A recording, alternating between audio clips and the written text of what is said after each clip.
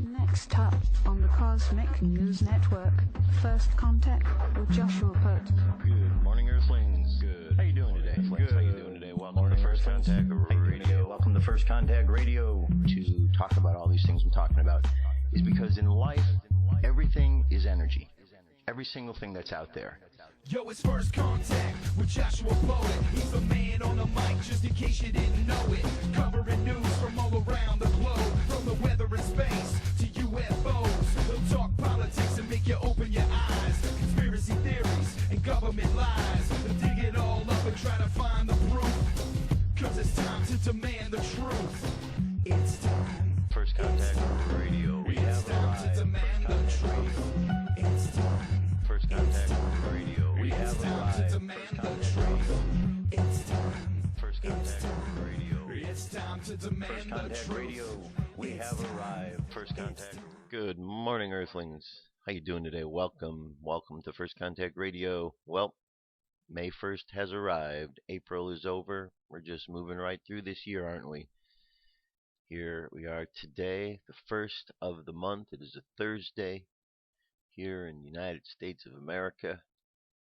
It is National Prayer Day here in the United States of America. We're going to talk about that in a little bit. That's a good thing going on, that the nation is praying. Today we have a moon sign in Gemini and a sun sign in Taurus.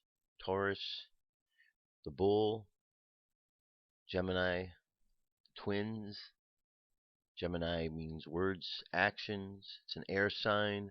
Taurus, the bull, is a physical sign. Earth sign, deals with practical matters.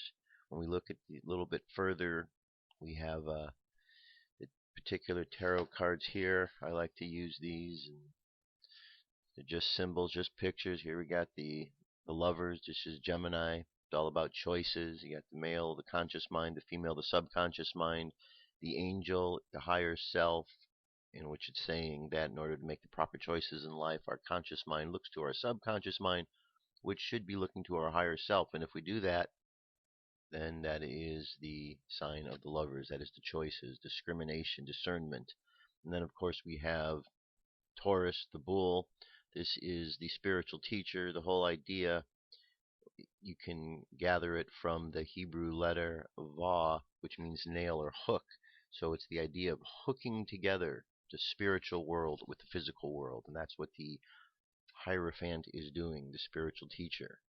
Okay, so hooking that together. There's more meanings and so on and so forth in all of these cards and what have you. But and again, just symbols, just pictures. You know, don't get freaked out there, some of you, by the tarot, that it's some bad thing you're not supposed to be working with. They're just pictures and symbols. The Bible's full of pictures and symbols. It tells us we should pay attention to pictures and symbols. We don't give our power up to them. We just learn from them. Like when we look at a stop sign, we see a stop sign, we say, oh, it's a picture, it's a symbol. It means to stop. And that's it. That's all these are. Signs, symbols, something to understand, to read, because our minds pick up these kind of things. Our minds are aware of symbology. Okay, so we've got those going on today. And then squares. Let's see, we had a square between Neptune and Gemini. That happened just a little while ago. We've got a trine later on, nice good energy going on between Gemini and Mars. So perhaps there could be some nice passionate discussion taking place later this afternoon. Okay. Our numerology for today is 4. Number 4 is the number of order. This is, again, here, just let me show you the picture, the symbol that represents this. The Emperor, Hebrew letter He. He who sets an order. So that's all this is. So we've got the 4, we've got the 5, and we've got the 6. And if we look at where we sit over here on the symbol, Hierophant, going from wisdom to mercy, learning to be humble about the things that we learn, especially when it comes to spiritual things. Wisdom to beauty. This is the path of the 4. This is what we learn, taking it to the heart. And then we have the lovers right here, what we understand, also bringing that into the heart place.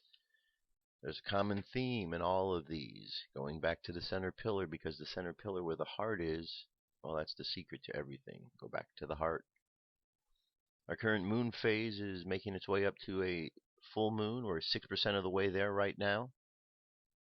Got a little ways to go. Over here for today, we have our graph that shows us what we'll be seeing in the sky. Here's May 1st. Aldebaran is just below the moon. Look for Aldebaran now. The waxing moon, below the waxing moon. Okay. Mayan Oracle. We are at a new day, a magnetic day. First day of a new wave spell. So the wave spell is blue. Blue is the color of transformation in this system. The symbol is the knight. The knight is all about dreams and abundance. It's knight with an N. We have the guide for today is also the knight.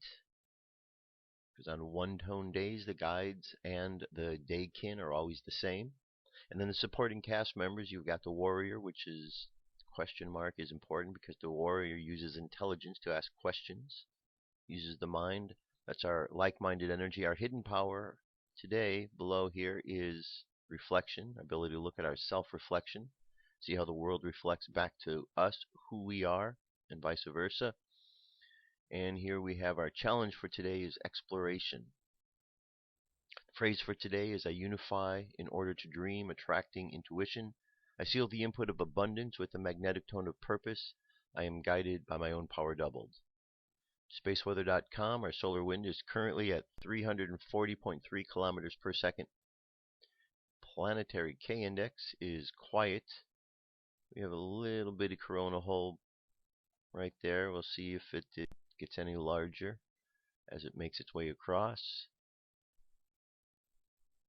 M-class flare 20%, X-class 1, and geomagnetic storm activity seems to be rising. We have 40% here in the mid latitudes and rising from 50 to 55 in the higher latitudes. So something just to keep an eye on, just maybe throughout the day, or just poke over to spaceweather.com and check and see what's going on there.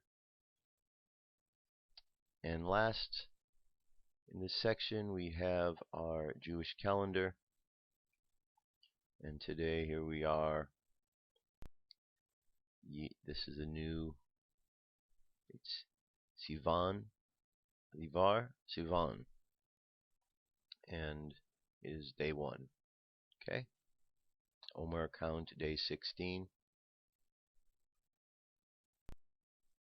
Alright, there you have it. That gets us started for today. So let me jump away. Actually, UFO news is up next, so let's get to that.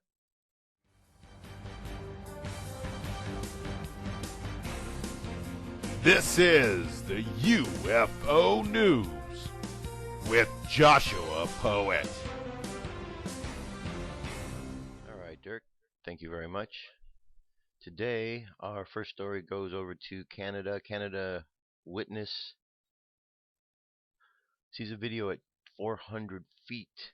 2 Canadian witnesses traveling east along Highway 16 near Marlobo, Alberta, reported stopping and photographing an unknown object hovering above the treetops about 400 feet away, according to an April 29th testimony from the MUFON database. The 2 witnesses were returning from home in Hinton and heading towards Edson when the incident occurred, about 4 kilometers east of Marlobo, about 1:45 a.m. While driving, I noticed on the north side of the highway green and red lights low within the tree line. It was 1:45 a.m. and it was very dark. The trees are bare, no leaves, as this is early spring here, so I thought it was a low-flying airplane as they carried green and red lights. I thought I'd seen an airplane flying low in the horizon through the trees. As I was getting closer, I noticed the lights were not moving and they appeared bigger. It was nothing of significance to us, as we thought that perhaps some sort of tower. Finally, we passed a small grove of trees and I was able to have a direct visual on these lights. We saw red, green, blue, purple, light blinking, sort of pulsating around quite fast. There was also a light at the bottom of the dome light, rotating a beam of white light, illuminating the ground and the trees. We got out of the trucks to snap some photos with our cell phones. The truck was put in park, idling with radio playing. local hidden music stations. We were in front of it, thing within 400 feet distance as it was just above the trees across the highway right in front of us. It was very dark and the light it was projecting was very bright, sort of blinding us. We tried to catch this object on the camera, but you could not see it in the LCD display. I snapped 2 pictures with flash to see if it would capture something, and as I was looking through the picture, my friend yelled that the object moved towards the ridge right abruptly. I set my cell phone on video record mode and recorded the event. I finally could see the object if I zoomed all the way. The object was 300 to 400 feet in front of us, fairly large, maybe 6 cars wide. I could hardly see it with my cell phone cam. I recorded about a minute of the video. We honestly got a bit freaked out. I wanted to see it move, so we stayed a bit longer, and I noticed that the object drifted slowly to the left. Then I thought that maybe this thing is projecting the lights. Maybe I should use the cam flash to signal a couple of flashes to form a communication. I got my phone again. I snapped once, nothing happened. But then I sent the next flash and suddenly made a big pitch, 2 noises, sound lasting for maybe 7 seconds. We got afraid a bit, so we jumped back in the truck and decided it was time to go. What we noticed inside the cab was static noise of the radio. When we pulled over to investigate the object, we were listening to a hidden station. Now there was nothing but static noise. Upon that, we realized we had just seen a UFO which interacted with the truck's radio. We took off rather fast, leaving that thing behind. Alright, very interesting indeed. Now we're going to go over here to a triangle-shaped object. This is over Ohio. 2 witnesses at Springfield reported watching and photographing a triangle-shaped object hovering over a field of a country road. This was on April 23rd. The reporting witness was driving his girlfriend to his brother's home when they first noticed the object. At first she thought it was a helicopter, but as we got closer it looked like a triangle over a field. The witness said he pulled the vehicle over to snap a photo. It raised up, started floating westward above the trees. I got one photo before it took off. The 2 decided to chase the object. I turned around and started following the craft about 75 to 85 miles per hour. I couldn't keep up with it. It made a pulsating hum sound, but real quiet. My girlfriend was scared of it. I was excited. The object flew into the horizon. Okay. No pictures or anything with this. Low UFO reported in a remote New Mexico town. A New Mexico witness in Mule Creek reported watching and following 2 silent blue-white lights moving slowly about 300 feet off the ground beginning at about 11:16 p.m. on April 29th, according to the case in the MUFON database. The witness had gone to a barn to check out the animals in the remote area when the lights were first seen. They were 2 blue-white lights arranged like headlights, but much larger, floating slowly out of the canyon and into the valley at about 300 feet elevation and maybe 300 yards away, seeming to follow the road, the witness stated. The lights blinked occasionally. There were no port or starboard lights or strobes. I was thinking maybe it was a helicopter. So I turned off the engine on my car, but there was no discernible noise other than the wind. It was very, very windy. The witness said the lights moved closer to their location. The lights moved closer, and I would estimate that they moved at about 10 to 15 miles per hour. They stayed parallel in the same place. I pulled out my binoculars, which I keep in the car for observing my cattle, but I couldn't make out any shape or profile. The lights proceeded to the southeast slowly, and I pulled out of our driveway. It was parallel to it, and pulled onto the road to pursue it. It was at the east of my location, still moving very slowly and very low over the hills. I kept my speed at about 25 miles an hour, thinking that I could intercept it out on the highway. And I thought to myself, and then what? And began to become a little intimidated. After I traveled about 30 miles on the dirt road, the lights were veered directly east and disappeared behind a low hill. I've lived here for 30 years and figured out where I might intercept it, so I went to the highway. New Mexico Highway 78 proceeded east about 4.5 miles but didn't see it any longer. I drove up to a high vantage point but didn't see it anywhere. I felt very nervous, suddenly started to tremble. I had another encounter in 90. Okay, this was back another time. Alright, so there you go, Mule Creek, New Mexico. Here we have hybrids rising and contact phenomena. This is from UFO Digest. We are proud to introduce Hybrids Rising, an educational website earnestly focusing on contact phenomena from the perspective of truth, compassion, and decades of research. The name of this site was formed from the crux of the contact phenomena, the creation of the new hybrid race of beings. There is an ever-prevalent, unique community evolving around us. It is our hope the information contained in this site will help others understand and therefore cope with extraterrestrial contact with advanced intelligence which is certainly bound to continue. What you will read on hybrid rising is not from any one individual, from credible researchers and sources that have been directly experiencing and studying the contact phenomena for many decades. The hybrid rising team will attempt to educate people who are in need of help in understanding what they may be occurring in their own lives, as well as those who are ready to begin to consider the possibility that we are being visited by advanced intelligences from other worlds and other realms. On hybrid rising, we endeavor to explore the following subjects. And let's see, we go take a link here. It says historical fact. Okay, so they have a variety of subjects here, all different types of extraterrestrials and so on. So let me just do a quick link here. Hybrid rising. That's not it.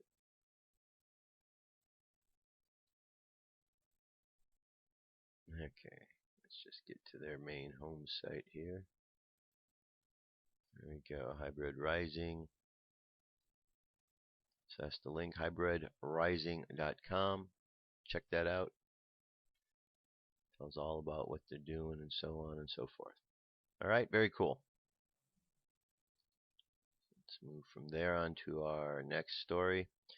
This is aliens in the Vatican. Many extraterrestrial enthusiasts believe there is evidence in the Vatican that it's hiding the truth about extraterrestrials, but continues to move towards extraterrestrial disclosure. In a 2008 interview with the director of the Vatican Observatory, Father Gabriel Funes said intelligent beings created by God and the other planets may exist, and some of these alien beings could even be free from original sin. Funes further explained that some aliens may have been in full friendship with their creator. Deputy Director of the Space Research at the Bulgarian Academy of Sciences, Lekazar Filipov, said in 2009 that even the Center for the Catholic Church, the Vatican, had agreed that extraterrestrials do exist somewhere in the universe. Guy Cosmolango, the astronomer of the Pope, said in 2010 that intelligent life outside planet Earth may be living among the stars and may also have souls. The late theologian, friend of Pope Benedict and longtime exorcist Corrado Balducci, said on Italian national TV several times that aliens are real but unusually mistaken as demons. Balducci linked the Catholic Church theology with the existence of extraterrestrials by emphasizing that the Church believes extraterrestrial encounters are not demonic, not due to psychological impairment, and not a case of entity attachment. Alien enthusiasts believe that moving forward on alien disclosure is a major issue within the Catholic Church, and the Vatican shows no signs of backing down. If this is the case, the Church seemingly continued to prepare human for UFO alien disclosure. The Vatican continues to be active about holding conferences and other meetings about extraterrestrials in the universe. All right. And one last piece, let's move on. This ties right into here. When disclosure happens, people will turn towards religion. Whether we like it or not, the Vatican and many religious institutions will play a very significant role in UFO disclosure. You may think that the religious aspect of disclosure would not be that important, but when you take into account the entire world stage, religion is enormous. Also, when disclosure occurs, people will look to their government to ensure their safety, but they will look to religion. They will not look to their government, but they will look to religion for meaning and enlightenment. Okay, so we have a video here. Video itself is 4 minutes 43 seconds. I'll leave that to you. But this was a quote from Pope Francis. Jonathan, you are a messenger for us all. April 13th, 2014.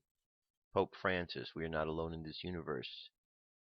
In his homily held this morning in St. Peter's Square, Pope Francis, with great ease and amazement among the faithful present, reveals, "Dear brothers, I want to tell all of you that we are not alone in this universe.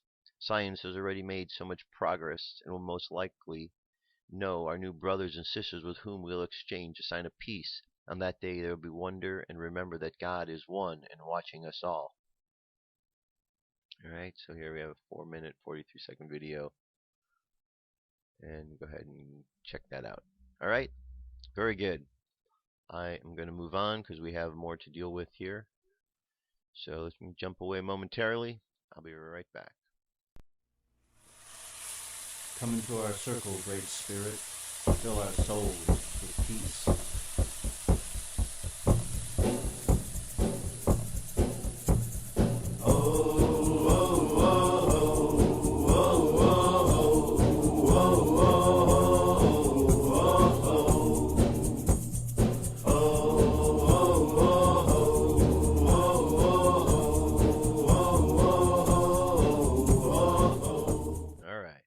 Continue on. So today, as I mentioned, is National Day of Prayer in Washington, D.C., and actually around the country. And here is a site. It's the site that I brought up yesterday. It's at WND, but you can go and you can watch live. You just simply put your email address and information. And it's pretty cool. I've been listening to this for a little while. And there have been some really good speakers that have been up there, and they've been talking about the problems that are in Washington and the need for prayer on a regular basis, the need to really stand up against some of the things that are going on in Washington that don't agree with some of what the beliefs are, for example, the abortion issue and with the church and so on. And so there's not all agreement that I've been hearing here with what's going on in the government, that there's actually challenges and that there are those who are standing up for that spiritually. And that's a good thing to see that in Washington, D.C. we have this kind of involvement taking place. Okay, so here we have this site here. If you can check it out. I'm going to keep moving on here because I want to get to some other things. That's available. You can check that out. They have a website, National Day of Prayer. And that way you can go over here, watch live, read some of their articles, see what they're all about. Here it says the mission of the National Day of Prayer Task Force is to mobilize prayer in America and to encourage personal repentance and righteousness in the culture. The National Day of Prayer is an annual observance held on the first Thursday of May, inviting people of all faiths to pray for the nation. It was created in 1952 by a joint resolution of the United States Congress and signed into law by President Harry S. Truman. Our task force is a privately funded organization whose purpose is to encourage participation on National Day of Prayer. It exists to communicate with every individual the need for personal repentance and prayer, to create appropriate materials, and to mobilize the Christian community to intercede for America's leaders and families. The task force represents a Judeo-Christian expression of the national observance based on our understanding that this country was birthed in prayer and in reverence for God of the Bible. It says fasting and prayer are religious exercises, the enjoining them an act of discipline. Every religious society has a right to determine for itself the time of these exercises and the object proper for them according to their own particular tenets. The right can never be safer than in their hands where the Constitution has deposited it. Thomas Jefferson. Read a little more. This is interesting. Because of the faith of many of the Founding Fathers, public prayer and national days of prayer have a long-standing significant history in American tradition. The Supreme Court affirmed the right of state legislators to open their sessions with prayer. Comes to us from Marshall versus Chambers in 1983.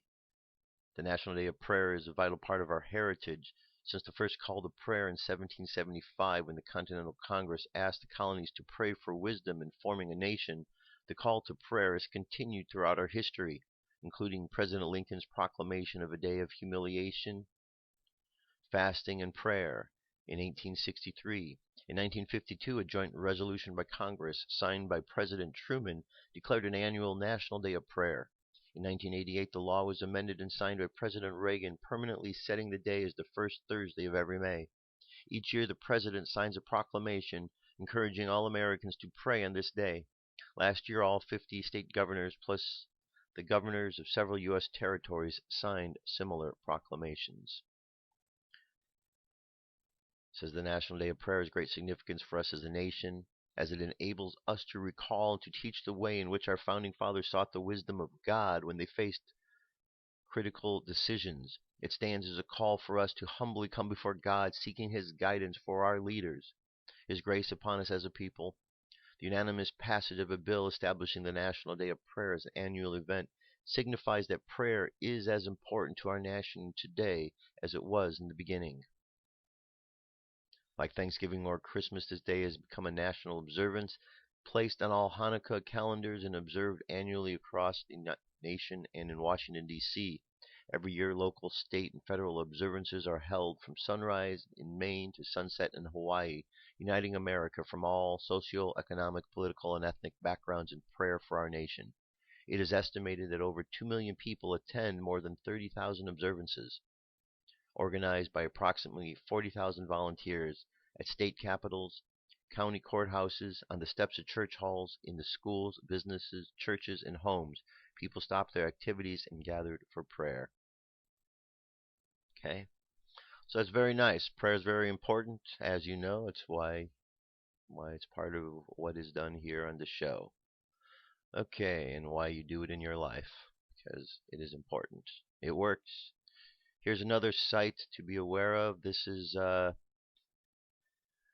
someone who is speaking there. They have this site, the Congressional Prayer Caucus Foundation.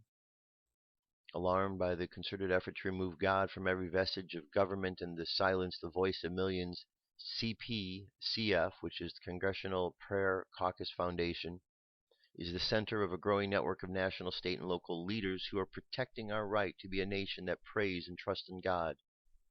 CPCF is mobilizing leaders and citizens who are committed to prayer and action. So I wanted to make this available to you because important stuff, this prayer. All right, very important stuff. All right, all right. 2 quick stories here, then we're going to jump into the next part of the Kryballion. This one, remember how we talked about DARPA and they were working on the brain and mapping the brain? Well, here's something that might be connected to there. Stanford University scientists have developed faster and more efficient microchips based on the human brain, 9,000 times faster and using significantly less power than a typical PC. This offers greater possibilities for advances in robotics in a new way of understanding the brain. For instance, a chip as fast and efficient as the human brain could drive prosthetic limbs with the speed and complexity of our own actions. Stanford scientists have developed a new circuit board modeled on the human brain, possibly opening new frontiers in robotics and computing. For all their sophistication, computers pale in comparison to the brain. The modest cortex of the mouse, for instance, operates 9,000 times faster than a personal computer simulation of its functions. Not only PC slower, it takes 40,000 times more power to run, writes Gwabana Bowen, associate programming bioengineer at Stanford. From pure energy perspective, the brain is hard to match. Okay, so there you go. I'm going to leave that for you. That's some of the science they're doing. And here we have a new spacesuit. Next generation spacesuit design unveiled. That looks pretty cool, huh? Kind of looks like some sort of cartoon character with his shorts on here. NASA has revealed the winning design of its prototype Z2 spacesuit following a public vote. The Tron-like design will be used for the outer layer of the spacesuit and features special light-emitting panels that can be arranged in unique patterns to help identify specific astronauts.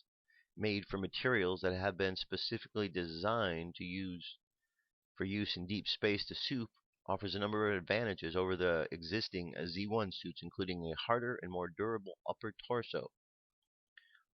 The cover layer on flight suits used for spacewalks performs many other functions like protecting the spacewalker from micrometeorite strikes. extreme temperatures in space, and the harmful effects of radiation. Okay. So there we go. That's the new spacesuit. Pretty exciting, isn't it? Pretty exciting. And for those who recognize that you are not from this place, that you are from another planet, yes, it is like watching little creatures learn how to crawl and fly, right? Okay. You know what I'm talking about. Moving on from here, let's get to the Kryballion we've gone through now. A quick refresher. The set principles of the Hermeticism, which are mentalism, correspondence, vibration, polarity, rhythm, cause and effect, and gender.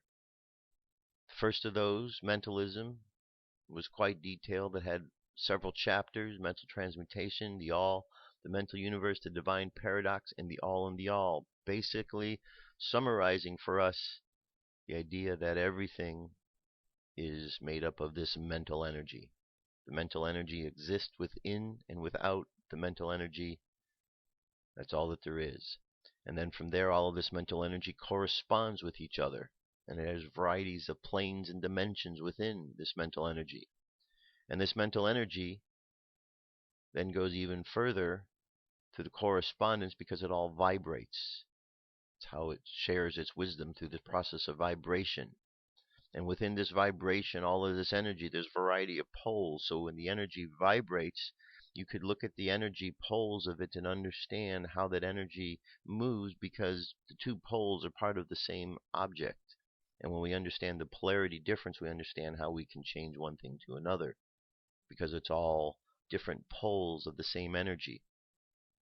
And then we understand the process of rhythm, how life has a process of rhythm that is back and forth, to and fro. And as we get in synchronicity with that process, we begin to become more effective with who and what we're all about. And that brings us to the next chapter, which is causation. Causation. Every cause has its effect. Every effect has its cause. Everything happens according to law.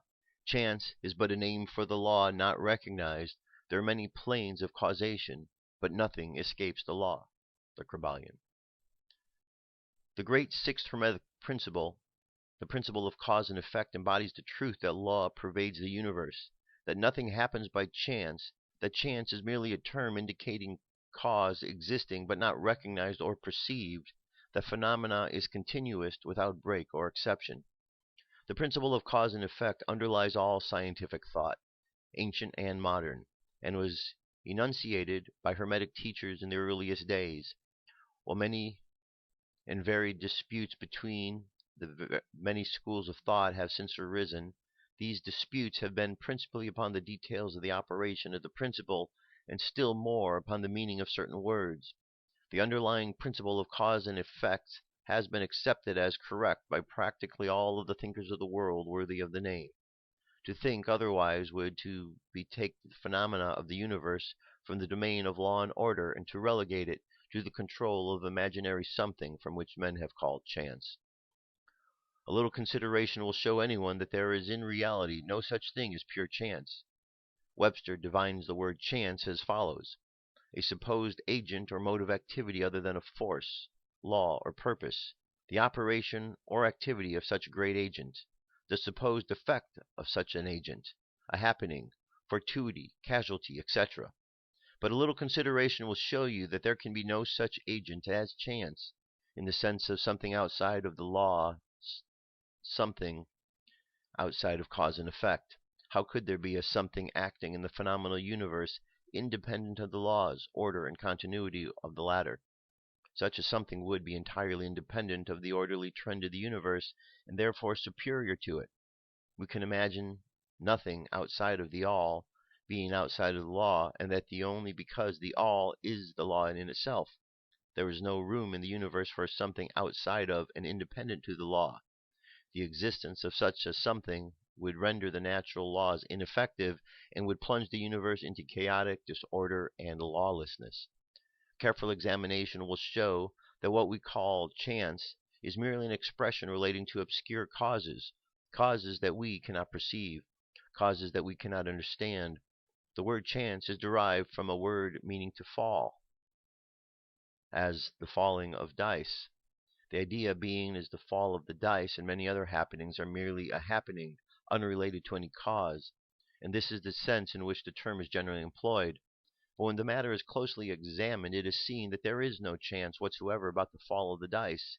Each time a die falls and displays a certain number, it obeys a law as infallible as that which governs the revolution of the planets around the sun. Back of the fall of the dice are causes or chains of causes running back further than the mind can follow. The position of the die in the box, the amount of the muscle energy expended in the throw, the condition of the table, etc., etc., all the causes, the effect of which may seen. But back of these seen causes there are chains of unseen preceding causes, all of which had a bearing upon the number of the die which fell upmost. If a die be cast a great number of times, it will be found that the number shown will be about equal, that there will be an equal number of one spot, two spot, etc., coming uppermost. Toss a penny in the air, it may come down either heads or tails, but make a significant number of tosses, and the heads and the tails will about even up. This is the operation of the law of average. Both the average and the single toss come under the law of cause and effect, and if we were able to examine into the preceding causes, it would be clearly seen that it was simply impossible for the die to fall other than it did, under the same circumstances and at the same time. Given the same cause, the same results will follow. There is always a cause and a because to every event. Nothing ever happens without a cause, or rather a chain of causes. Some confusion has arisen in the minds of persons considering this principle, from the fact that they were unable to explain how one thing could cause another thing, that is, be the creator of the second thing. As a matter of fact, no thing ever causes or creates another thing. Cause and effect deals merely with events. An event is that which comes, arrives, or happens as a result or a consequence of some preceding event. No event creates another event, but is merely a preceding link in the great, orderly chain of events flowing from the creative energy of the all. There is a continuity between all events precedent, consequent, and subsequent. There is a relation existing between everything that has gone before and everything that follows. A stone is to dislodge from the mountainside and crashes through a roof of a cottage in the valley below. At first sight we regard this as a chance effect, but when we examine the matter we find a great chain of causes behind it. In the first place, there was the rain which softened the earth, supporting the stone, and which allowed it to fall. Then back of that was the influence of the sun, other rains, etc., which gradually disintegrated the piece of rock from the larger piece. Then there was the causes which led to the formation of the mountains and its upheaval by convulsions of nature, and so on ad infinitum. Then we might follow up the causes behind the rain, etc. Then we might consider the existence of the roof. In short, we would soon find ourselves involved in a mesh of cause and effect, from which we would soon strive to extricate ourselves. Just as a man has 2 parents and 4 grandparents and 8 great-grandparents and 16 great-great-grandparents and so on, until when, say, 40 generations are calculated, the numbers of ancestors run into many millions, and so it is with the number of causes behind the most trifling event or phenomena, such as the passage of a tiny speck of soot before your eye. It is not an easy matter to trace the bit of soot back to the early period of the world's history when it formed a part of the massive tree trunk, which was afterward converted into coal, and so on, until as the speck of soot it now passes before your vision on its way to the other adventures. In a mighty chain of events, causes and effects brought to its present condition, and the latter is but one of the chain of events which will go on to produce other events hundreds of years from now. One of the series of events arising from the tiny bit of soot was the writing of these lines, which caused the typesetter to perform certain work, the proofreader to do likewise, and which will arouse certain thoughts in your mind and that of others, and which will in turn affect others, and so on, and on, beyond the ability of man to think further, and all from the passage of a tiny bit of soot, all of which shows the relativity and association of things, and the further fact that there is no small in the mind that causeth all. Stop to think for a moment. If a certain man had not met a certain maid away back in the dim period of the Stone Age, you who are now reading these lines would not be here now, and if perhaps the same couple had failed to meet, we who now write these lines would not be here now.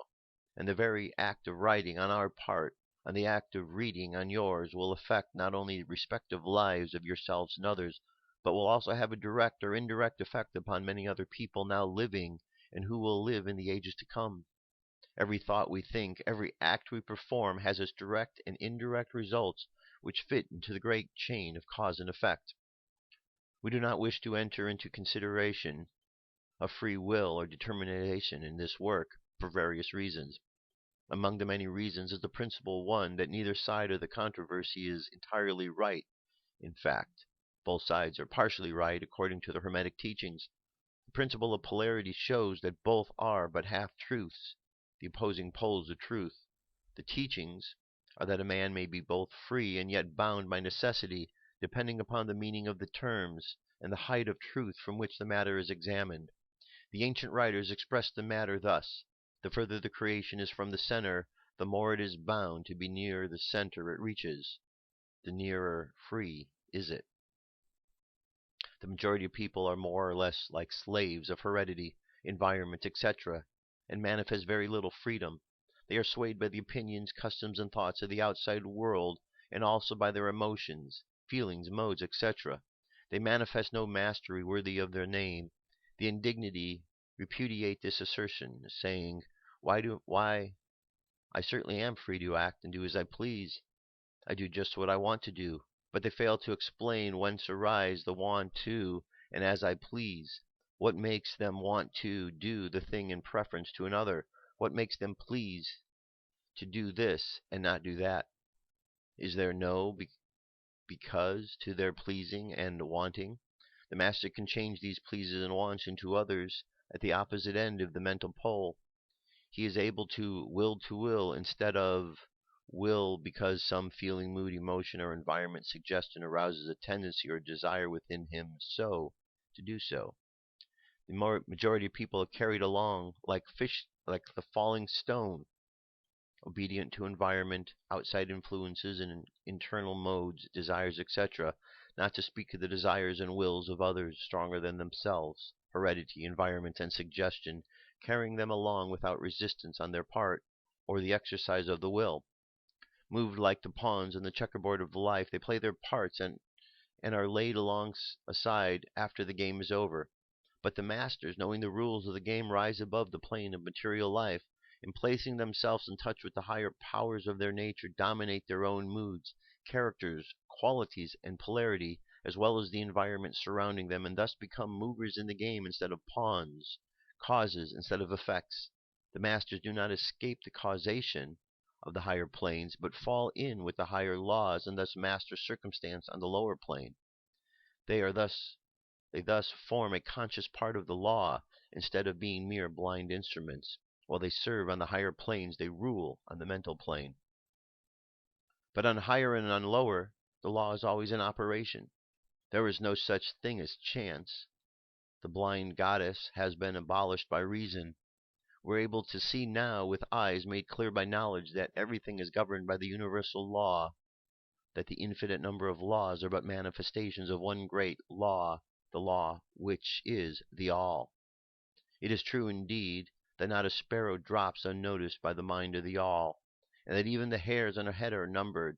As the scriptures have said, there is nothing outside the law, nothing that happens contrary to it. And yet, do not make the mistake of supposing that man is but a blind automation. Far from that. Hermetic teachings are that man may use the law to overcome laws, and that the higher will always prevail against the lower, until at last he has reached a stage in which he seeks refuge in the law itself, and laughs the phenomenal laws to scorn. Are you able to grasp the inner meaning of this? Well, very fascinating, and this really kind of ties together a lot of what we've learned. This cause and effect really shows why this thing we do called prayer, on all the positive thinking we do, makes such a difference. Remember how it was in the One Piece of Bashar, and he was talking about how he said there's different dimensions and different realities, and which one do you want to be in, and you can decide. And that's kind of the point. We can put ourselves where we want. And he went on to say that, that there will be those who won't be affected by all of these bad things we hear going on in the world because they're not putting their consciousness there. So that's the importance. We live in a world, there's many, many things going on in this world that are happening outside of ourselves. The world really gives attention to things outside of ourselves. But then when we go inside, we find the truths and we find that all of these laws operate. And they've been in operation since time began and will continue to be in operation. And the more we get in synchronicity with them, the better off we're able to be. The more we're able to act more efficiently. And that seems to be the whole point, getting in sync with them by going in, by listening, by learning and understand. Because once we understand these things, then we understand that by doing the prayers, we put ourselves in a place of consciousness for the good things to happen. And the cause and effects that come into our lives, we understand because we're helping to set in motion, not only for ourselves, but for others. So, good stuff. If you haven't read through all of this Kryballion yet, if you're just listening for the first time today, go back and catch up on Thursdays. I've been doing this for the last 3 or 4 weeks, and going to continue tomorrow, and then next week we'll finish it up. But it's a lot of great stuff here. I've read through this book a couple of times, and every time I get more and more out of it. All right? It's one of these things, how you read something and first you learn something from it, and then you put the book down and you go back to it again later, months later, and you read something different that you didn't see the first time. And then you go back later and you read it again, and then you read something different. You keep learning. This is one of these kind of books. One of these, kind of like the Life and Teaching of the Masters of the Far East. If you haven't read through that one, the PDFs are available. They're on the Tuesdays. Not this last Tuesday, but prior to that, the last 5 Tuesdays. All right. Now, this is an article in 5D. It touches on the same idea of the Kryballion in this article. It's about vibration. It says all about the universal law of vibrational attainment. So Michelle Walling. Vibration is the song of life that moves atoms into patterns of form. Everything is energy. Everything is alive in motion, and the planet we live on is a conscious sentient being vibrating at a certain song. The raising of one's vibrations will change the consciousness of reality that you perceive, and the law of vibrational attainment governs the parameters of what we can experience. According to the book Lighting the Light Within by Dick Sufton, there are 20 universal laws available to us. The law of vibrational attainment defines all that matter is energy vibrating at a particular frequency, and this energy cannot die. We are constantly changing our awareness of focus on what we are experiencing. Energy is always in motion, going forward or backward in linear terms. All of creation is cycles and rounds of existence. This particular round of Brahma or life has now turned the corner from being the densest, most compact vibration. In linear terms, the consciousness experience has outstretched the furthest away from the creator of the experience. As we return towards the creator, the law of vibrational attainment defines that we have to raise our vibration to match the space that is closer to creator. As Earth moves into a higher vibration that is less dense, there is more space between the particles, which allow for more light particles to enter into this space. The more light we carry within the bodies, the higher our vibration will be, as creation is composed of light, vibration, and sound. All planets have consciousness, and planet Earth is fulfilling her role as the planet to exchange physicality. She has served creation by allowing the densest energies of the solar system and possibly the universe to be experienced in and on her body. In a way, she is a spaceship flying through the universe, and we are riding her in our own miniature versions of her, or our bodies. In order to stay in physicality on Earth, the human body must match the vibration of the planet he or she chooses to experience. Earth has many spaces to choose from, likened to layers of energy connected to each other, or more commonly expressed as dimensions. Just as Earth is multidimensional, so are humans. As Earth moves her consciousness to a higher dimension, she opens the door for humans to follow. The door to higher dimensions has been closed for approximately 26,000 years. Earth fell into lower vibrational density with the fall of Atlantis. Not only was it a time for a cycle of darkness astrologically, but some humans chose dominion and control over others, and they abused power and technologies for service to self-applications. Atlanteans relied on a very large red crystal as a source of energy for healing the body, to allow humans to live for several hundreds of years. The crystal was destroyed with the fall, and its pieces sank to the bottom of the ocean, where the Bermuda Triangle now exists. As we now move astrologically into the Golden Age, or light-filled opportunity, humans must show that if their power returns, they will not abuse them. Power is knowledge, and without knowledge comes a great responsibility. If humanity is not capable of being responsible with the remembrance of the power and the capability of the human body at the time of Atlantis will not be restored, and humanity will be culled out once again. We are moving rapidly towards mastery this responsibility this time around. Those who are attempting to master the principles of vibration realize that we are here to raise our vibrational frequency as the planet raises her frequency. The higher consciousness waves of energy that have been showering the planet due to the astronomical alignment of Earth in the universe at this time. The higher consciousness allows parts of the brain to expand, which helps us to remember the task at hand. Knowledge of what is happening in our bodies and with our emotions makes the transition in vibration easier to manage. Creation is infinite, and our bodies are a microcosm of our planet, as it is made of the same elements of our planet. Our planet is a microcosm of the solar system, and our solar system is a microcosm of our universe. Earth is changing at the moment by shifting her consciousness to a higher vibrational way of being. When she does this, it raises the base consciousness of the solar system and the universe because everything is connected. Earth and Mars are the last planets to join the solar system in a higher vibrational consciousness.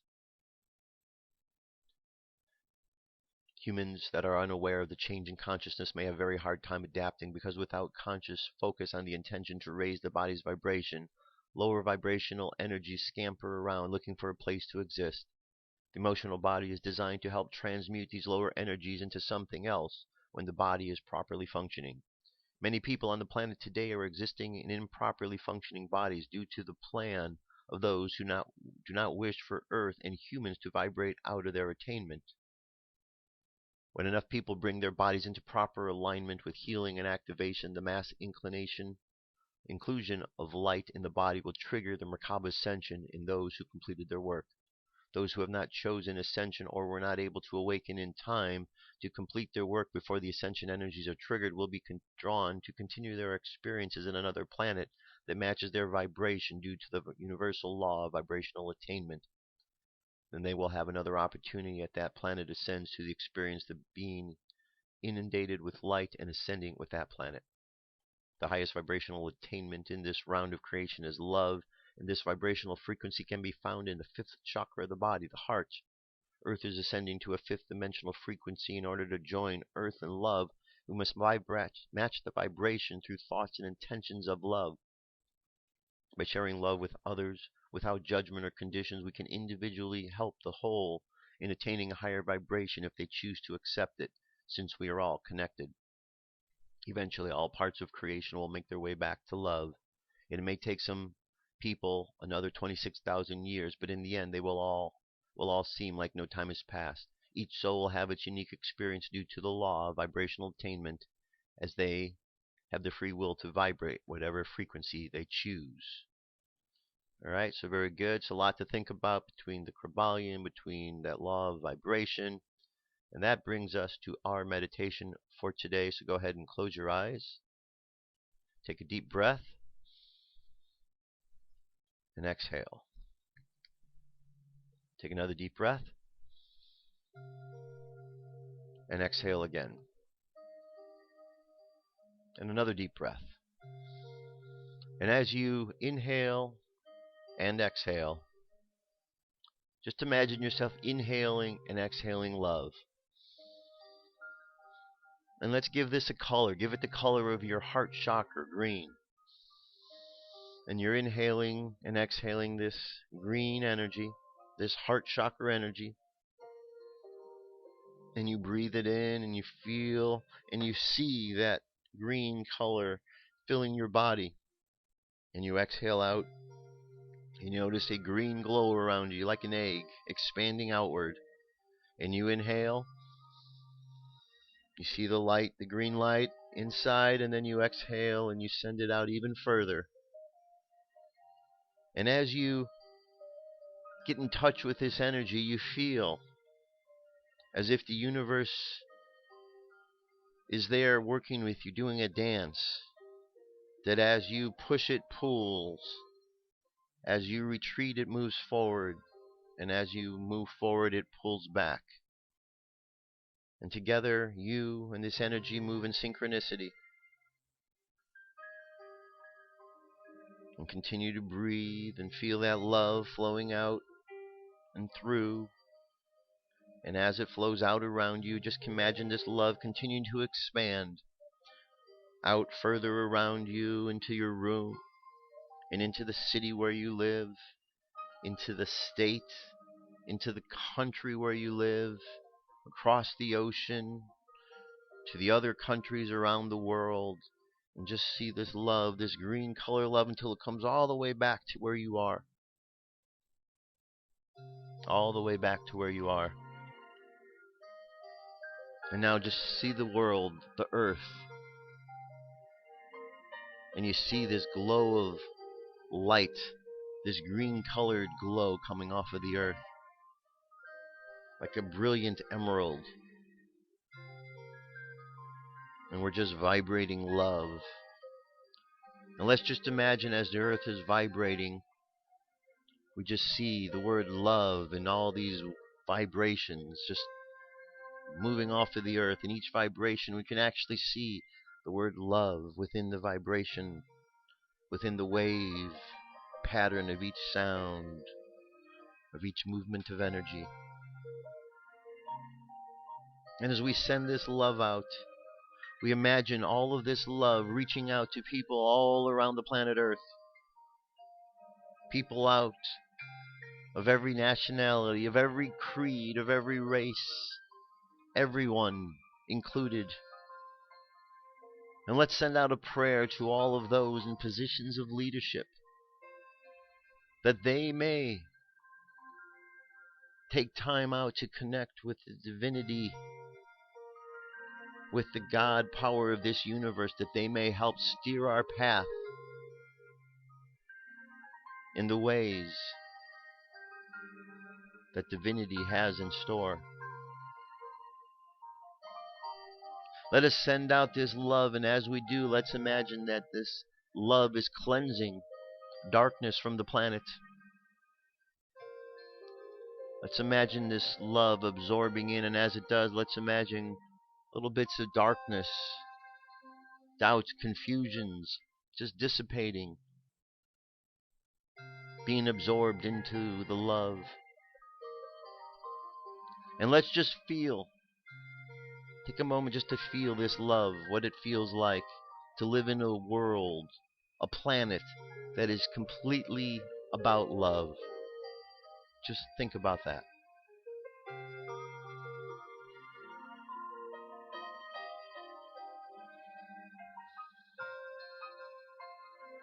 And think about how much you are loved.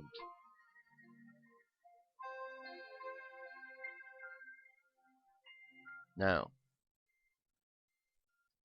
let us just contemplate the words of this affirmation for today. I choose to take the necessary steps to make my dreams come true. My dreams are my reality. So just send love to those dreams that you have in your heart.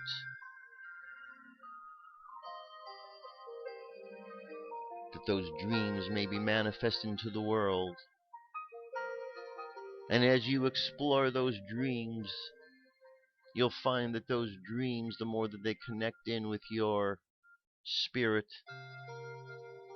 the more that you understand the steps necessary to make them a reality. So let's continue subconsciously on this mission of love today.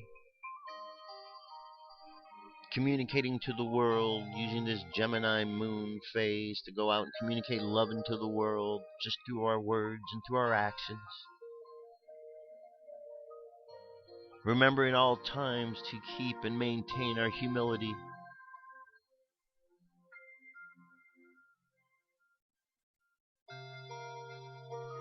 While proudly shining brightly the God power that is within us. So let us continue on that journey. Let us be sending out that subconscious vibes of love as we go throughout the day. And let's bring our conscious mind back to the present moment. 3, coming back to the present moment filled with confidence. 2, coming back to the present moment filled with faith.